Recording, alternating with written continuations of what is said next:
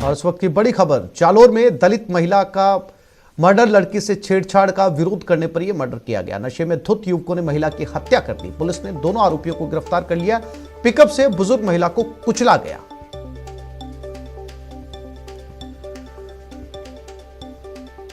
तो ये दर्दनाक खबर जालोर से है, जहां पर नशे में धुत युवकों ने एक दलित महिला की हत्या कर दी। इस महिला ने लड़की से छेड़छाड़ का विरोध किया था और इसके बाद पिकअप में बैठे युवकों ने इस बुजुर्ग महिला को अपनी गाड़ी के तले रौंद डाला। और श्याम बिश्नोई संवाददाता हमारे साथ जुड़ गए हैं। श्याम, तफसील से समझना चाहेंगे क्या था ये पूरा मामला? देखिए आसिफ, ये जालोर जिले के सांचौर के पास NH 68 पर कारोला गांव के पास में ये जो लोग रहते हैं, परिवार के लोग, वहां पर दो युवक नशे में धुत वहां पहुंचते हैं, लड़की की डिमांड करते हैं। ऐसे में जो परिवारजन है वो मना करते हैं, डिमांड नहीं देते हैं, वो आवाज बुझाने के लिए जो है लड़की की मांग करते हैं। ऐसे में जो नाराज हो जाते हैं ये युवक और अचानक पिकअप गाड़ी में बैठते हैं और वहां से जो है रौंद जो गाड़ी है वो तेज गति से चला करके घर के ऊपर हमला करते हैं। इस दौरान वहां पर जो 60 वर्षीय ये जो बुजुर्ग दलित महिला है उसके ऊपर जो गाड़ी चढ़ा जाता है। ऐसे में उसकी वहां पर मौत हो जाती है, वहां पर अस्पताल में ले जाया जाता है। और उसके बाद में जो वो आनंद फानंद में जो नशे में धुते उनके फोन वही मौके पर रह जाते हैं। ऐसे में वो आरोपी जो वहां से भाग जाते हैं, पुलिस पहुंचती है। पुलिस मोबाइल आधार पे दो युवकों को हिरासत में ले लिया। फिलहाल पुलिस का ये कहना है कि आज प्रेस नोट जारी करके उनका खुलासा किया जाएगा। लेकिन कहीं ना कहीं ये बड़ी बात है कि अवध के भूखे इन दरिंदों ने जिस तरीके से लड़की की डिमांड की और लड़की नहीं दी, तो इन लोगों ने एक बुजुर्ग जो दलित महिला है उसको मौत के घाट उतार दिया है। आसिफ, श्याम, इन लड़कों के बारे में कुछ जानकारी मिल पाई? कौन ये लड़के थे और ऐसे कैसे जो है श्याम मुमकिन है कि कोई कुछ लड़के पहुंचते हैं किसी के घर पर और जो है वो लड़की की डिमांड करते हैं? ये क्या दूसरी जगह से वहां पर पहुंचे थे या इसी जगह के रहने वाले थे, इसी गांव के रहने वाले थे ये लड़के? देखिए आसिफ, ये जो लड़के हैं ये हमारे सूत्र बताते हैं कि डाहोल गांव के रहने वाले हैं। ये सांचौर के पास, यानी कि जो घटना स्थल है उससे 10 से 15 किलोमीटर दूर गांव है, उसी गांव के रहने वाले बताए जा रहे हैं। और ये दोनों लड़के पिकअप गाड़ी में सवार होकर के आए थे और इस दौरान वहां पर जो है इस तरीके की घटना को अंजाम दिया था। और वहीं दूसरी ओर पुलिस उनके घर से उन दोनों को पकड़ जरूर लिया, लेकिन अभी तक उनका खुलासा नहीं हो पा रहा है कि दोनों लड़के कौन है। लेकिन ये प्रमाणित हो गया है कि डाहोल गांव के रहने वाले ये दोनों लड़के थे, नशे में धुत थे और लड़की की डिमांड की थी। मना करने पर इस तरीके की वारदात को अंजाम दिया गया। जी ऐसे श्याम, अब पुलिस के हाथ ये लग चुके हैं, क्या कुछ जानकारी पुलिस ने दी है इनसे पूछताछ के बाद? देखिए आसिफ, मोटा मोटी तौर पे ये बता दें कि ये DYSP है सांचौर के रूप सिंह, उनसे हमारी बात हुई है। उन्होंने साफ तौर से कह दिया कि पूरे घटना का खुलासा आज दिन को 12 बजे किया जाएगा। लेकिन जो बताया यही जा रहा है कि जो मृतका है दलित महिला, उसके पोते ने रिपोर्ट दी है और उस पोते की रिपोर्ट के अनुसार जो पुलिस ने मामला भी दर्ज कर लिया है। दोनों युवकों के विरुद्ध जो है हत्या का मामला दर्ज किया है। और जो उसके पोते की रिपोर्ट में ये बताया गया है कि हम लोग घर पे शाम को रात को करीब 9 बजे अलाव ताव रहे थे। इस दौरान दो लड़के आते हैं और उसकी बहन थी, उसके डिमांड करते हैं कि ये लड़की को मुझे दो। और वो जब परिवार वालों ने मना किया तो ऐसे में वो एक बार तो वहां से निकल जाते हैं, गाड़ी में बैठ जाते हैं। गाड़ी में बैठने के बाद जैसे ही वो बुजुर्ग महिला घर में खड़ी होती है, ऐसे में जो है ये वारदात को अंजाम दिया जाता है। आसिफ, यानी शाम, उस पोते की रिपोर्ट के मुताबिक, उस पोते की FIR के मुताबिक जो बुजुर्ग महिला को गाड़ी के तले कुचला गया, उस महिला की पोती थी जिसके लिए वो लड़के वहां पर पहुंचे थे। जी आसिफ, ये जो जिस लड़की की मांग की गई थी वो उसकी पोती थी और उसके पोते ने ही ये रिपोर्ट दी है। तो पुलिस ने पूरी तरीके से गंभीरता दिखाते हुए तत्काल प्रभाव से जो आरोपियों को तो वो पकड़ लिया है। लेकिन जो इन्वेस्टिगेशन का पार्ट है, FIR दर्ज करने का जो प्रोसेस है, उसके आधार पे अभी तक तो है आरोपियों का पुलिस खुलासा नहीं कर पाई है। लेकिन साफ तौर से ये कह दिया है कि 12 बजे प्रेस कॉन्फ्रेंस करके पूरे मामले का खुलासा कर दिया जाएगा। लेकिन ये अपने आप में बड़ी घटना है जब NH 68 पर कारोला गांव के पास इस तरीके की वारदात को अंजाम दिया जाता है। देह व्यापार और जिस्म की मांग की जाती है और मना करने पर इस तरीके की वारदात को अंजाम देना नशे में धुत। क्योंकि श्याम, नजर बनाए रखिएगा, पुलिस इस पूरे मामले को लेकर क्या कुछ खुलासा करती है और क्या कुछ जानकारी इन युवकों के बारे में मिल पाती है। फिलहाल तमाम जानकारी के लिए आपका धन्यवाद।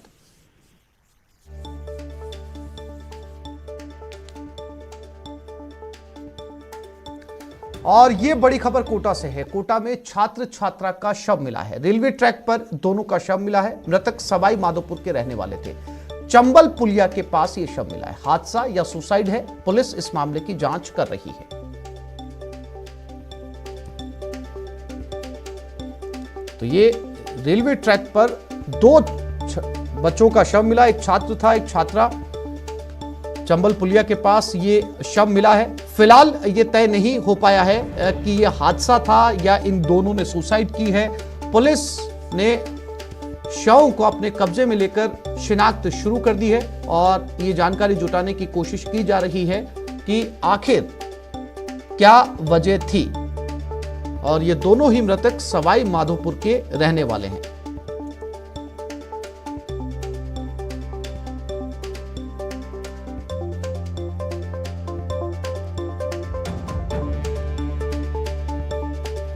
तो ये कोटा की घटना है। चंबल पुलिया के पास ये दोनों शव मिले रेलवे ट्रैक के ऊपर और पुलिस ये जांचने में फिलहाल लगी है। इस बात की जानकारी जुटाने की कोशिश कर रही है कि इन दोनों ने सुसाइड की है या फिर ये एक एक्सीडेंट था। दोनों ही छात्र सवाई माधोपुर के रहने वाले थे। ओम प्रकाश मारू हमारे साथ जुड़ गए कोटा से, उनसे बात करते हैं। ओम प्रकाश, क्या कुछ अपडेट मिल पाया पुलिस से इस पूरी घटना को लेकर? अल सुबह की ये घटना बताई जा रही है और फिलहाल पुलिस इस मामले में कुछ ज्यादा कुछ कह नहीं पा रही है, लेकिन दोनों के कटे हुए शव जो रेलवे पटरी है चंबल पुलिया के पास मिले हैं। तो प्रथम दृष्टया तो ऐसा माना जा रहा है, हालांकि इस मामले में पुष्टि नहीं की कि सुसाइड का मामला हो सकता है। दोनों एक ही जिले के निवासी हैं, करमोदा इलाके के निवासी जो सवाई माधोपुर में पड़ता है। छात्रा का नाम अर्चना बताया जा रहा है, जबकि अजय सिंह जो छात्र है दोनों की उम्र 21 से 22 साल के आसपास बताई जा रही है और दोनों पढ़ाई करते थे। दोनों के पास एक जो शिक्षा संबंधित दस्तावेज मिल पाए हैं। फिलहाल भीमगंज मंडी थाना पुलिस ने परिजनों को सूचित किया है। आत्महत्या है या हादसा, इस मामले में फिलहाल पुलिस जांच का विषय बता रही है, लेकिन दोनों के परिजनों को सूचित कर दिया है। संभव थोड़ी देर बाद में पोस्टमार्टम की प्रक्रिया शुरू कर दी जाएगी। लेकिन ये दिल दहलाने वाली घटना कही जा सकती है कि दो जो युवक युवती के जो शव पड़े हुए थे, तो सुबह कुछ लोगों ने देखा था देर रात को ही, तो पुलिस को सूचित किया। पुलिस ने मौके पर पहुंच कर कटे हुए शवों को एमबीएस अस्पताल की मोर्चरी में रखवाया है। फिलहाल भीमगंज मंडी थाना पुलिस पूरे मामले की जांच कर रही है। जी ओम प्रकाश, जानकारी के लिए आपका धन्यवाद।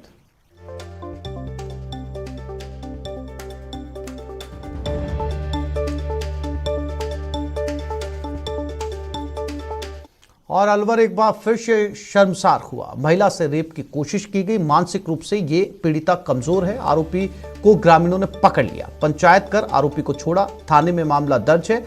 अब फिलहाल इस मामले की जांच शुरू हो गई है। लगातार ऐसा दूसरा मामला अलवर से, जहां फिर एक बार मानसिक रूप से कमजोर पीड़िता के साथ रेप की कोशिश की गई। यह मामला भी अलवर से है, लेकिन यहां पर आरोपी को गांव वालों ने पकड़ लिया और बताया जा रहा है कि इस पे पंचायत बैठी, पंचायत में उसे छोड़ दिया गया, लेकिन बावजूद इसके ये मामला पुलिस में जा चुका है।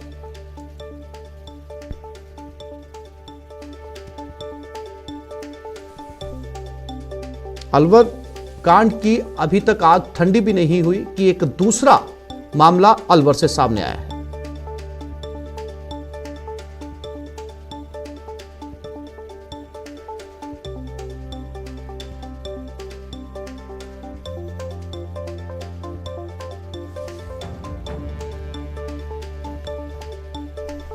और इसी खबर पर ज्यादा जानकारी के लिए सीधा रुख करते हैं अलवर की तरफ। राजेंद्र शर्मा हमारे साथ जुड़ गए।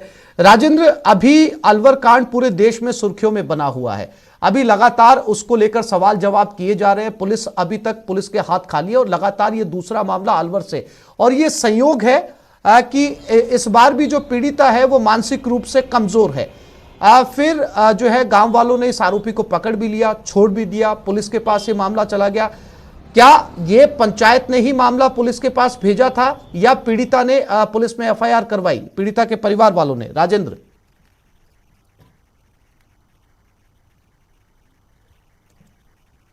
इस साल की एक महिला जो अपनी विधवा माँ के साथ रहती थी, वो महिला पड़ोस में ही किसी के घर जा रही थी, तभी वहाँ एक युवक के द्वारा उसके साथ छेड़खानी की गई और जबरदस्ती करने की कोशिश की गई थी। इस मामले को वहां मौजूद लोगों ने देख लिया था और उसके बाद उस युवक को पकड़ लिया था और उसके बाद उसकी पिटाई बनाकर के काला बताया जा रहा है कि उसका काला मुंह करके गांव में उसकी निकासी निकाली गई और इस पूरे मामले की सूचना पुलिस को भी दी गई थी। लेकिन उसके बाद ग्रामीणों की पंचायत हुई और उस पंचायत में इस मामले को दबा दिया गया था। क्योंकि वो गरीब परिवार है, विधवा महिला, पूरा गांव से विरोध नहीं ले सकती थी।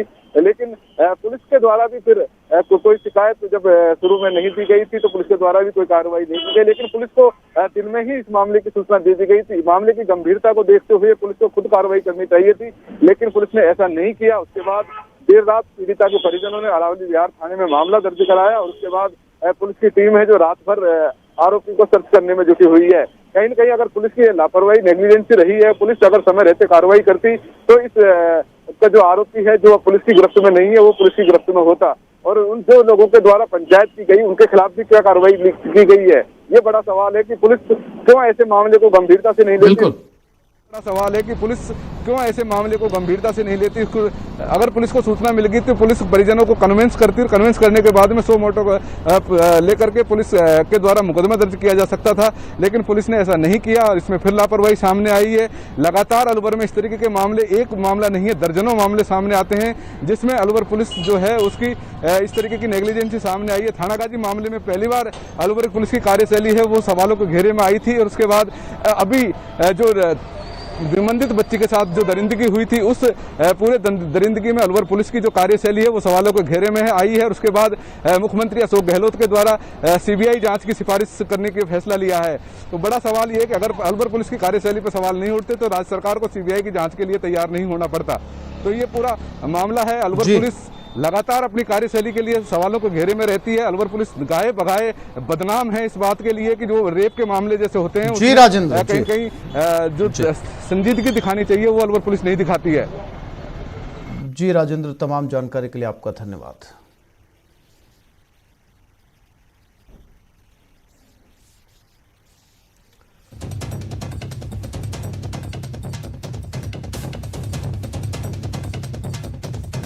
आगे बढ़ते हैं, यह खबर चूरू से है। चूरू में हैंडीक्राफ्ट फैक्ट्री में भीषण आग लग गई।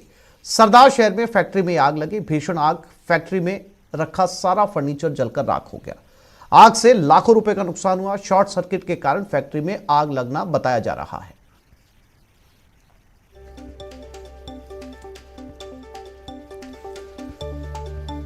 चूरू में सरदार शहर में ये एक फर्नीचर फैक्ट्री में यह आग लगी थी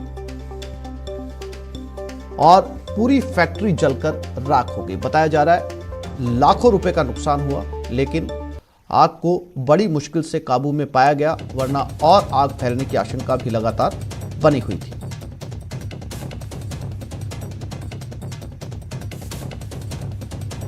और इसी खबर पर ज्यादा जानकारी के लिए बात करते हैं चूरू संवाददाता मनोज शर्मा के साथ। मनोज, फर्नीचर की फैक्ट्री थी और फर्नीचर की फैक्ट्री में आग लगने के सीधे से मायने ये हैं कि आग का बहुत तेजी से भड़कना, क्योंकि लकड़ी का जलना आसान होता है। क्या सिर्फ एक फैक्ट्री तक ये आग सीमित रही या आगे भी फैली?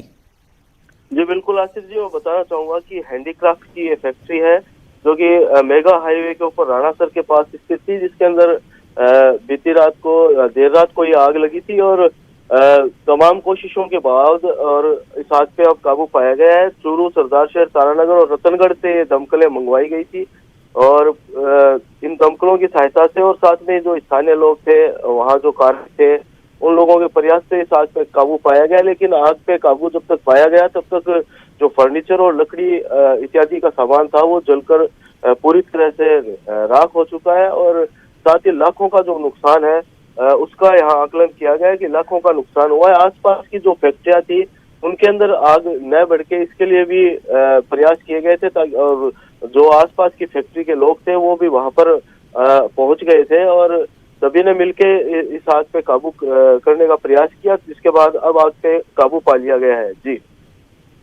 जी मनोज, जानकारी के लिए आपका धन्यवाद।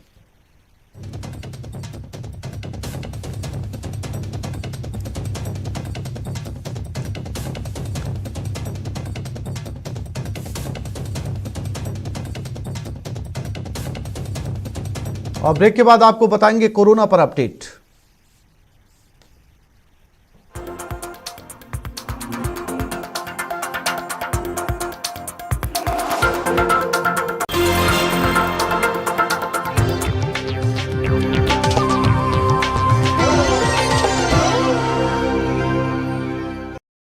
जाएगी